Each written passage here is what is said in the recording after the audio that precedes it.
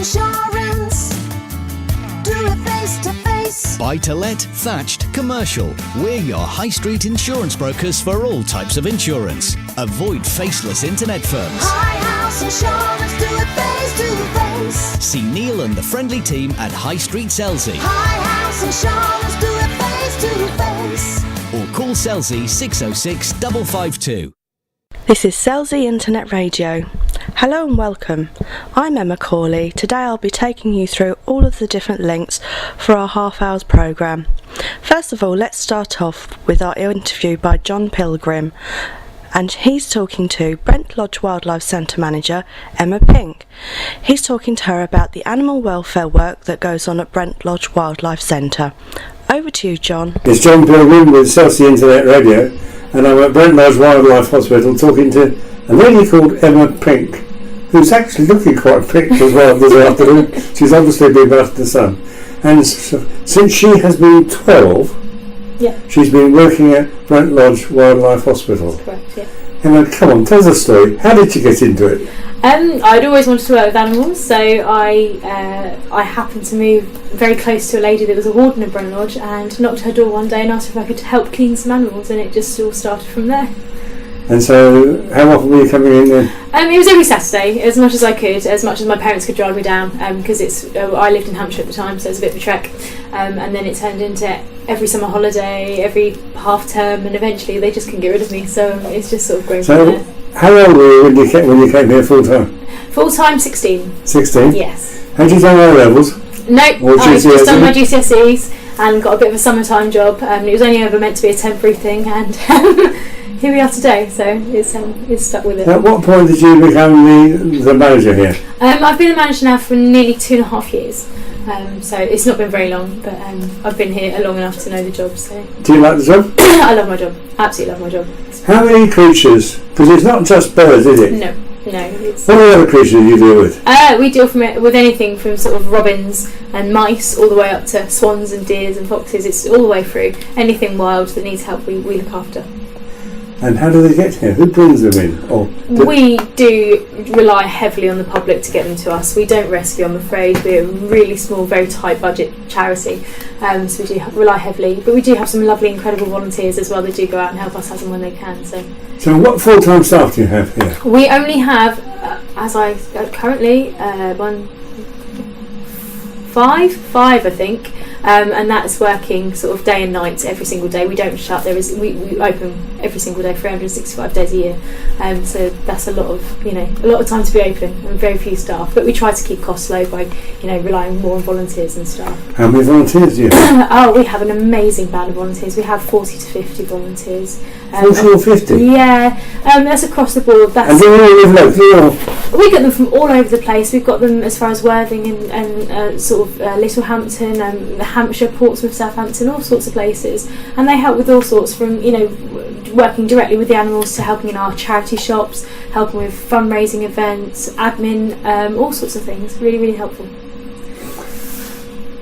Every now and then you must get a swan with a broken wing, so how do you fix it? What we do is we transfer them over to our vets in Alpha Pet in Westmeads, and they take it in, look at it, x-ray it, and x-ray the bird, and they then see how they go with surgery. So we go from there, really. The vets take over. How's that paid for? The veterinary fees, we're very, very lucky that our vet doesn't charge for his time. He just charges cost price for his drugs. So we have to just find money for the drugs and sometimes the procedures, depending on what they are. And we are entirely publicly donated, public funding. So we just rely on public donations, really. You told me when we had this sort of preliminary discussion that it costs about £150,000 a year to run Brent Lodge. Give or take, yes. And it's all publicly donated? Yes, we're trying to get a few grants in here and there. It's very hard work.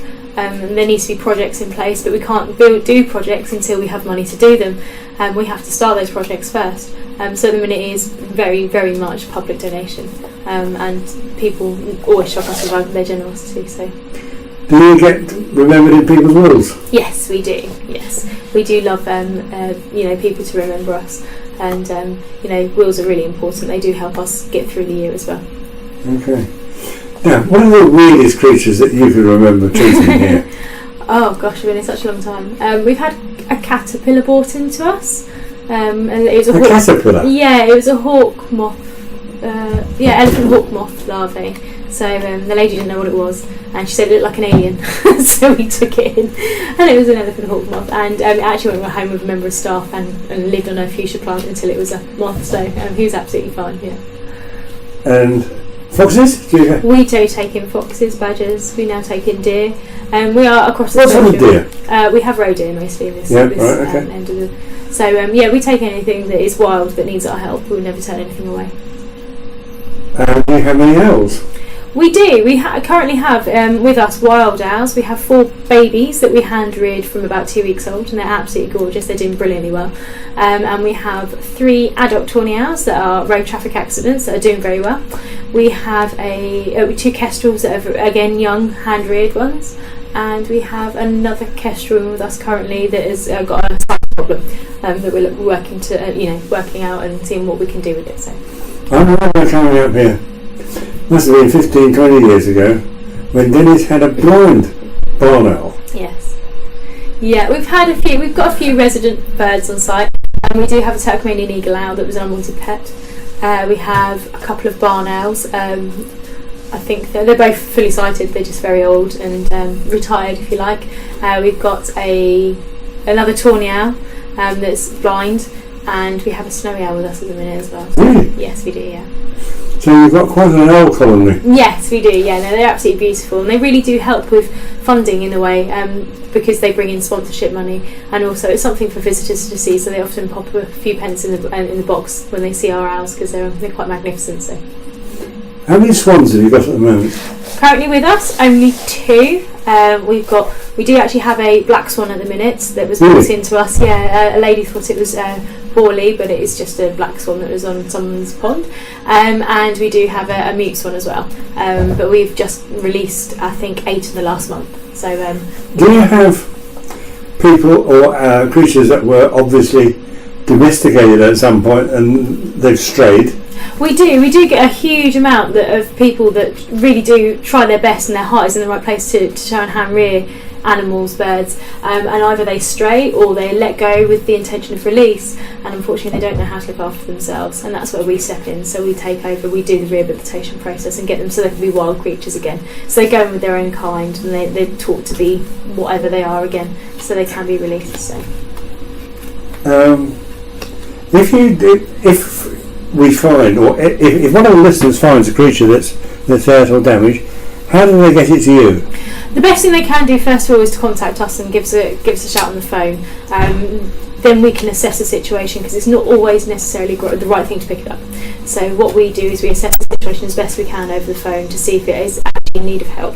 If it does, then we either ask the people to bring them to us themselves. As I say, we don't rescue, we're very small. But if they can't do that, we do have a band of volunteers who try their very best as and when they can to go out and rescue. But obviously, being volunteers, they're not always available, so we can only do so much. You don't have an ambulance then? We don't, I'm afraid. We'd love to one day, but we don't at the minute. Okay. So if in fact you wanted to be a volunteer, how do they just come here and ask? Yeah, pop into reception, give us a call over the phone. You can go online and fill out an online application form. There's all sorts of things you can do, but it's we've got a huge, fantastic team, and we always welcome new people onto the team. What's your youngest member now? We do have a little girl who's 7 that comes with her mum every week. Yeah. We don't take under 14s unless they're accompanied by an adult. She's 7. She comes with her mum every week, and she absolutely loves it. She thoroughly enjoys it. And do you think she's going to wind up doing your job? I hope so, yes, because she's a lovely little girl. So we're pleased to welcome someone like that onto the team. Emma, what's the phone number here? It's 01243 641 672. Emma, thank you very much. No worries. Thank you, John. Great interview as usual. Now let's have a little bit of news about Selsey and what happened there this weekend just past. Residents and visitors lined the streets on Sunday to watch the Selsey Carnival procession. The overall winners of the procession competition were Bognor-based pom-pom troupe the Wonder Girls. And one of the judges on the day, and also somebody who took part in the procession, was Selsey Carnival Queen Shannon McCarthy. To claim her throne, Shannon had to write in no more than 50 words why she thought she should be queen. She wore a very pretty blue prom dress and carried a posy of flowers donated by the Selsey florist. She looked very pretty and beautiful and waved to everybody on her way round in the limousine, which was owned by Holland & Son funeral directors. The whole event was well organised and great fun to take part in. We ourselves took part, we decorated a car, and we won first in our class, which was decorated cars. We would like to thank our 4 young volunteers on the day, Lucy, Daisy, Keely and Lily May, for their support. Well done, girls. They dressed up as hula girls and they walked all the way around, waving and dancing for everybody.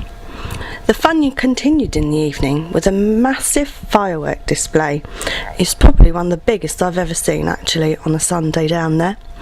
On the recreation ground it was amazing. It lit up the sky and it rounded off the Selsey Carnival in a fabulous way for another year. Well done to everybody who took part. And now, on for our second interview. It's titled, How Much is a New Bike? ? Steve Mitchell of Summit Bikes explains to John Pilgrim why the average price of a bicycle is now over £1,000. Well, I suppose that would depend on where you go to buy one. Over to you, John, for another amazing interview. This is Hugh Graham for Selsey Internet Radio. I'm talking with Steve Mitchell, who runs Summit Bikes in Hillfield Road, Selsey. Steve, tell me how you started cycling. I started cycling when I was a kid, as most people do. Fell in love with it from a very early age. We fell out of love with it while I went through the usual teenage years, which we all do, where we grow up and find out who we are. And then later on I fell back into it. What happened to make you fall back into it? A good friend of mine introduced me to mountain biking, which I hadn't done before, and that was 20 years ago, and I just loved it to bits. So what's so exciting about off-roading? Well, I guess there's the adrenaline factor, there's a bit of danger attached to it, and it's great. It's not all dangerous, it's just getting up into the woods.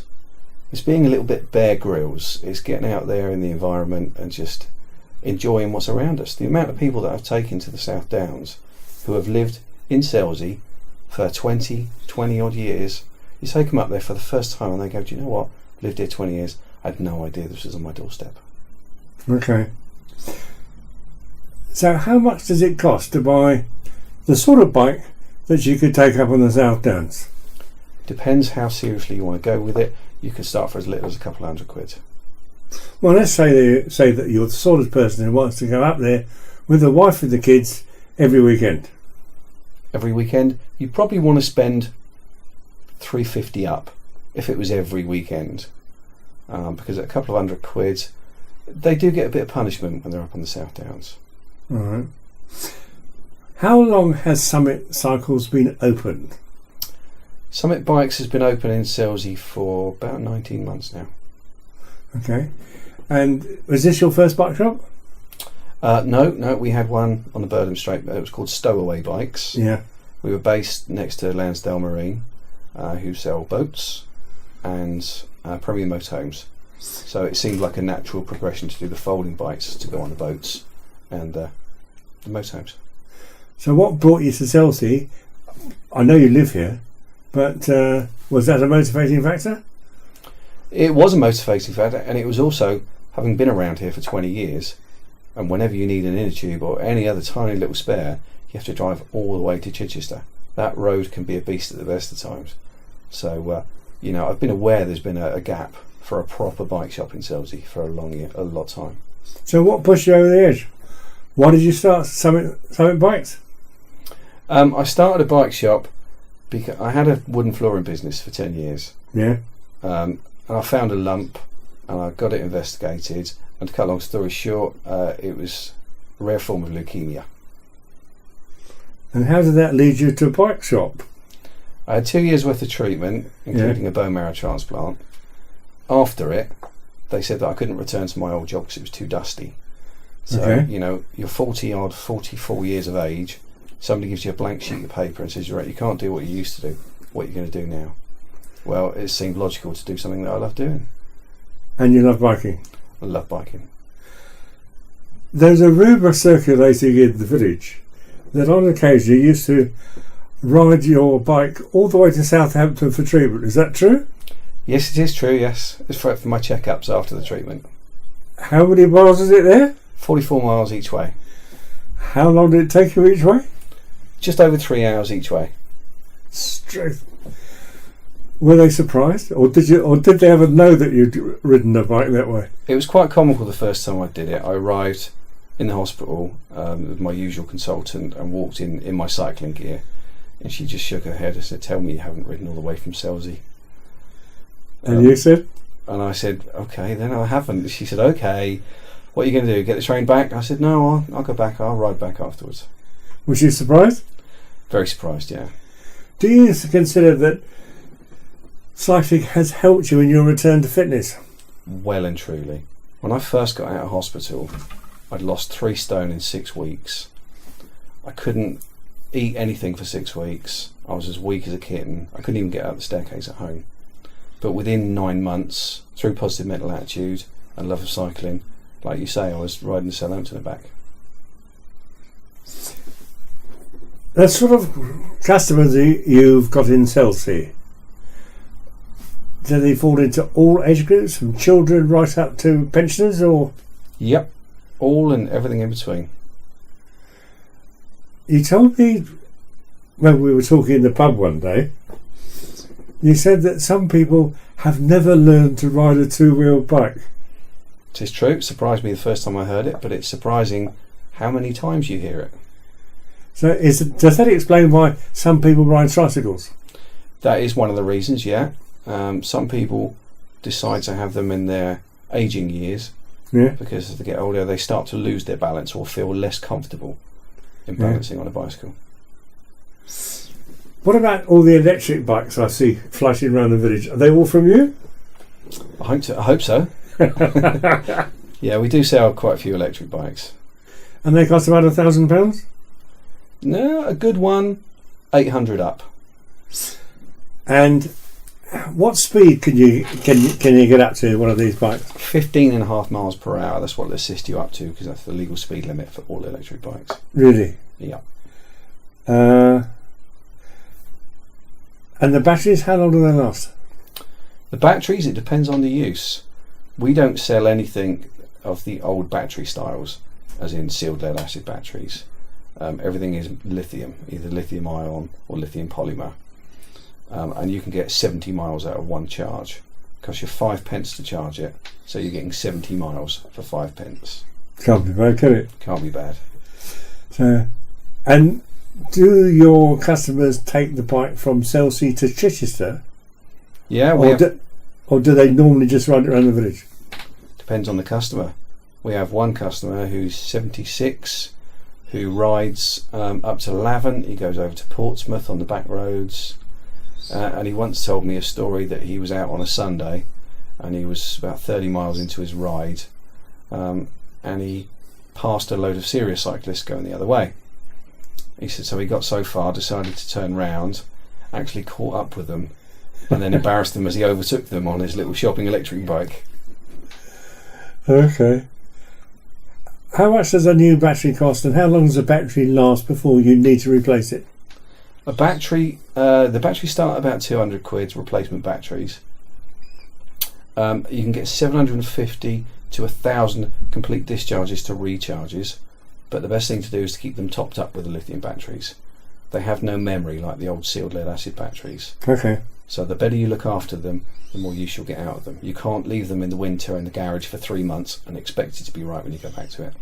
So you have to use them regularly? You have to use them really reasonably regularly, but if you're not going to use it for a few months, for whatever reason, ill health or whatever, just give the battery a little top up now and again. Okay. How much are you going to spend for a decent off-road mountain bike? That's a very broad question. You can spend... You can get a great mountain bike for £600-700, right? Or you can get a full dancing, all whistles, all bells for £5,000. So, and anything in between. Depends what you want. What's the most expensive bike you've got? What, in the shop or me personally? The one that you ride yourself. The one that I ride is a KTM. It's full suspension. It's designed for off-road, and it's 3,200, I believe, from memory. Okay. When people come into the shop and say they're interested in a mountain bike, do they mean that they want to ride off-road themselves? Do some of them lack confidence? Do some of them need some sort of help? Can you assist them with rides? Is there a club? The first question my job as I see it in the shop is to find out what the customer's needs are before I try and sell them a bike. I'm not somebody that's just going to sell them the first thing that's going to make me the most amount of profit. It's about filling the need. This is a small area and I want to fill the need that is there. So I ask a lot of questions. If they want to buy a mountain bike, I say, what are you going to use it on? Because maybe a hybrid would be more suited, which is a cross between a mountain bike and a road bike. Mm. If they're going to go up to the South Downs, then a mountain bike may be more suitable, but it depends on the amount of, on the trails they're going to do. Is it going to be hard trails, light trails? So there's a lot of toing and froing initially to find the right bike. And is there a club in Selsey? There is an unofficial club, I guess you might say, which we run. We run shop rides. Sometimes they're from the shop on the local trails. Sometimes we chuck the bikes in the back of the vans and go up to the South Downs. But it's all about encouraging new people, not necessarily, dyed in the wall diehards that have been doing it 20 years. It's new people. We're constantly taking new people up there and introducing them to it. What is your oldest customer?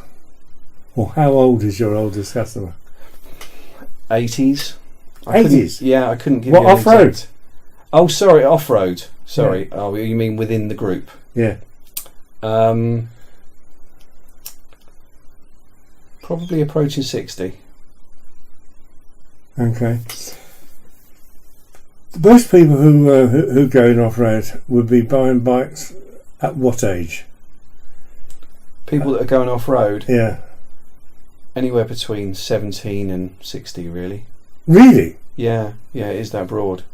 And how competitive are they? Depends on the person's nature. We're not a competitive. We are competitive within within our group, but it's all a bit tongue in cheek. It's just a social thing. Okay. Do you compete yourself in? I have done, but no, I don't compete. All right. Where are the competitions that you could compete in if you wish to? There are lots of organised bodies that do racing across the South Downs. You've only got to scour the internet. There's quite a few. The level of fitness that you require? To compete or just to ride up there? Either. Well, obviously to compete you have to be really fit. Yeah, to compete you have to be really fit, yeah.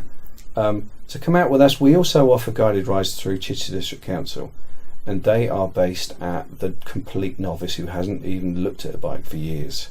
And they'll be gentle 5 to 10 mile rides. Now 5 to 10 miles can sound a lot, but a couple of months ago we had 3 people on the group. I think the average age was 76, and the cycling pace, because I have a little trip computer and it tells me all the data, and the cycling pace was at 3 miles per hour. So it's walking pace. It's anybody can do it. Anybody can do it. Anybody can. And they're welcome. Everybody's welcome. Are you quite happy for people to come into your shop and just browse and just ask questions, or? By all means, we're there to help people whether they want to buy a bike or not. What about local trade? You support local trade, don't you? I do, yeah. I'm a big believer in supporting the local economy. We get a lot of people come in since we've opened the shop and are giving us lots of praise. We're doing good work. It's great to have a shop. They don't have to go to Chichester for their inner tubes anymore, and it's great, and we love that. But then on the flip of the coin, when they need a new bike, they've got to think about us as well, not just go straight to the net or to Tesco's for the kids' bike or Halfords or any of the other big names. Without naming any big stores, Steve, What do you get when you buy a bike from a chain store? A lot of manufacturers have something which in the trade they call catalogue range or supermarket range, and that will be an ultra cheap, very badly put together machine, but it's aimed at that market, the people that want to go to the supermarket and pick up a box. Where will that be manufactured? In China or Taiwan or somewhere? Any of the above. There are factories all over the Far East. But that's not to say that every factory, every bike that comes from the Far East is badly made. Mm-hmm. It's just the level of components of which factories they come from. Do you get people who buy those bikes, do they come to you to have them fixed? Unfortunately, yes. Because a lot of them, they're not even fit for purpose. They should be had under the Trade Standards Act. The brakes don't work and the gears don't work, and it's because the components are so cheap. Right. So if you want to have a bike to go on the road, what would be the minimum amount you could spend to get a decent bike? On the road? Yeah. So as in drop handlebars racing bike or leisure on the road? Leisure on the road. Leisure on the road, a couple £100. So you get a really good bike for that money. You could get a bike that will do it if you're not serious for a couple £100. And for going off road? For going off road, I wouldn't spend any less than £300. And you can still get a bike that will give you a lot of fun. Oh, definitely. Right. Have you got many families where dad, mum, and the kids are going out together? Oh yeah. And do you organise rides to help them? We do, yeah. Right. What about the Selsey? The cycle track between Selsey and Chichester. Has that helped? Well, it's not finished yet. Yes, it helps people, but at the moment it starts at Pagham Nature Reserve, yeah, and goes round the back of Huntston and up to North Mundham. There is now, I hear, permission to do the final leg, which will go from Pagham Nature Reserve down to the holiday camp, and that will link up with the new route that's going to go round the Medmerry realignment. So if you were going to do the full circuit, how many miles will that be? The full circuit being... Well, to Chichester and back. Chichester and back is about 11 miles on the off-road route. Okay. Now, finally, Steve, I nearly knocked a small boy off his bicycle in last winter because he had got lights. Surely there are rules and regulations, and the kids should be displaying bikes after dusk. Yes. Why aren't they? Well, the reasons you get is that the lights get nicked, but I think it's more to do with the cool factor. They're not seen to be cool. I think the parents really need to be enforcing that the kids, if they're going to go out anywhere near night, that they have to have lights on their bike. And you haven't had to have big chunky things. There are tiny little things that just wrap around the handlebars in seconds. So if you're worried about them getting nicked, you just take them off and stuff them in your pocket. Steve, thank you very much indeed. You're very welcome. Thank you, John and Steve. Very interesting. Now let's have a little bit more news of what happened in Selsey over the weekend. Selsey Lifeboat Station was evacuated to allow an unexploded bomb to be detonated. An unexploded £500 Second World War II bomb was discovered by a diver on Saturday the 24th of August in the sea, very close to the shore. It was verified by a Royal Naval Bomb Disposal Team from Portsmouth on Sunday the 25th, and an excavation, removal and controlled explosion took place. The bomb was safely excavated by one diver after being supported in an inflatable bag. It was then towed to a position around 1.5 nautical miles east-southeast of Selsey Bill. It was exploded at 12:15 p.m. Both lifeboats acted as guard vessels and maintained a 700-metre cordon around the bomb until it was successfully detonated. After confirming the device was inert, permission was given for the cordon to be collapsed, and both boats returned to the lifeboat station around 1 p.m. That's a very interesting piece of news there. I hope you all had a very safe weekend and had a good fun weekend. The weather was amazing on Sunday and Monday on the bank holiday, so hopefully we'll have a little bit more good weather to come. So let's have a little bit more fun anyway. Let's get over to see and listen to our short story by Ellis Berg. Over to you, Ellis. I have a very strong feeling for Selsey. Having lived here on and off, mostly off, all my life, to come back permanently at last was wonderful. And I wrote this one evening, and I'm sorry it's so short if you're expecting a short story, but I'd like this to stand alone. Here it is.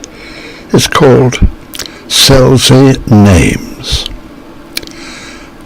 At night the sound of hissing surf keeps company with restless thoughts in sleeplessness. To while away the wakeful hours there come those names that call up spirits in the past. Park Copse, or Bluebell Woods for children's games, echoes the ground where deer were said to roam. Nearby the Loo. Afar the hours beam where once a lightship Christmas fare received. A chart records their names, the hole, the streets, Boulder Bank and Elbow, Middle Ground. Who gave these names, and why? Did some old fisher claim a ground as his, or drown and make memorial for his bones?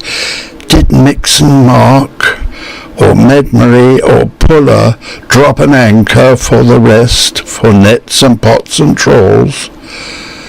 And so the night draws on with crashing wave and whistle in the boathouse flagstaff's halyard, and Selsey names march sleepily across.